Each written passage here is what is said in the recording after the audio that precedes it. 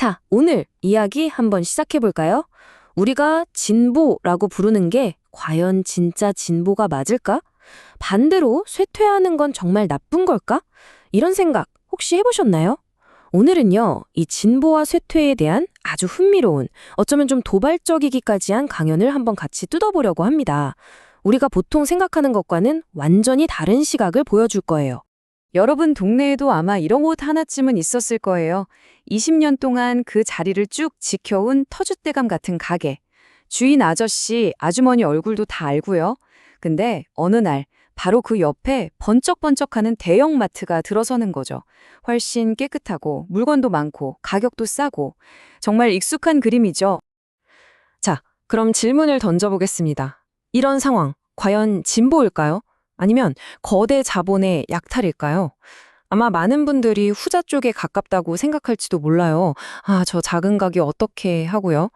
그런데 오늘 우리가 들어볼 강연자는요, 이 상황을 완전히 다르게 봅니다. 정말 상상도 못한 진단을 내리거든요. 그럼 첫 번째 이야기부터 시작해보죠.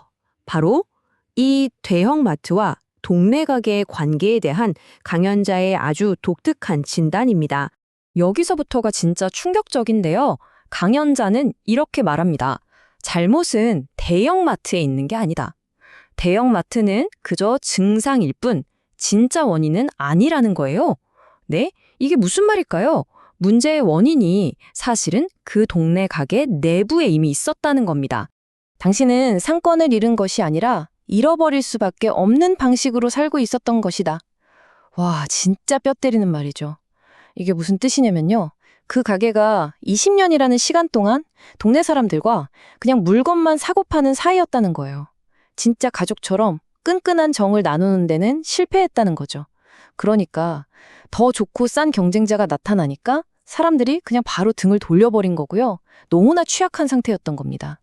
자, 이 이야기는 단순히 가게 하나에 머무르지 않습니다.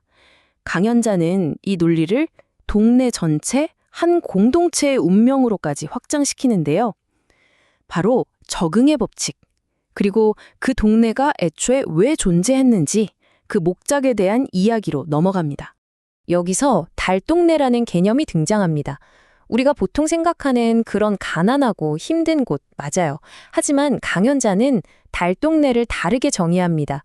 그곳은 그냥 가난한 동네가 아니라 힘들고 가진 것 없는 사람들이 모여서 서로 의지하고 힘을 키우고 무엇보다 다음 세대를 키워내기 위한 임시 안식처였다는 거죠. 아주 중요한 사회적 기능을 가진 공간이었던 겁니다. 그러니까 이런 거예요. 달동네라는 장소에도 생애 주기가 있다는 거죠. 처음에는 힘없는 사람들의 안식처가 되고 거기서 다음 세대를 열심히 키워내고 그리고 그 자식들이 성공해서 동네를 떠나면 그럼 그 달동네는 자기 역할을 다한 겁니다. 목적을 완수한 거죠. 그래서 재개발되고 사라지는 건 실패가 아니라 오히려 성공의 증거라는 거예요. 정말 놀라운 관점이죠.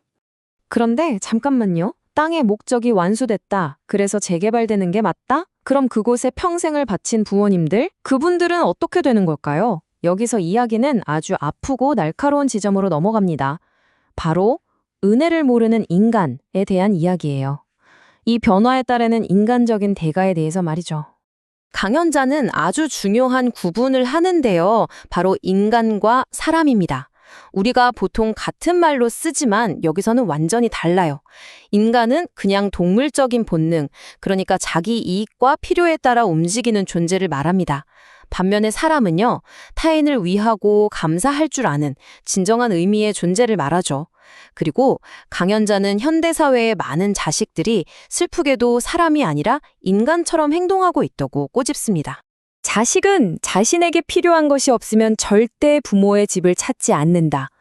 부모를 버리는 것, 이것이 바로 인간이다. 정말 무서운 말 아닌가요? 이게 무슨 뜻이겠어요? 자식들이 부모님을 찾아가는 이유가 고맙고 사랑해서가 아니라 아직도 부모님한테 받을 게 있거나 아쉬운 소리 할 게 남아있기 때문이라는 거죠. 정말 냉정한 진단입니다. 자, 이렇게 비판만 하고 끝나면 너무 암울하겠죠? 다행히 그렇진 않습니다. 이제 이야기는 마지막 장으로 인류의 미래에 대한 어떤 거대한 예언으로 넘어갑니다. 바로 새로운 효가 등장하는 시대에 대한 이야기예요. 여기서 또 한 번 엄청난 주장이 나옵니다. 인류는 아직 진짜 효가 뭔지 모른다. 네? 우리가 수천 년 동안 이야기해온 그 효가 진짜가 아니었다고요? 맞습니다. 강연자의 말은 우리가 지금까지 해온 효는 뭔가 부족한, 불완전한 버전이었고 진짜 효는 이제부터 시작될 거라는 겁니다.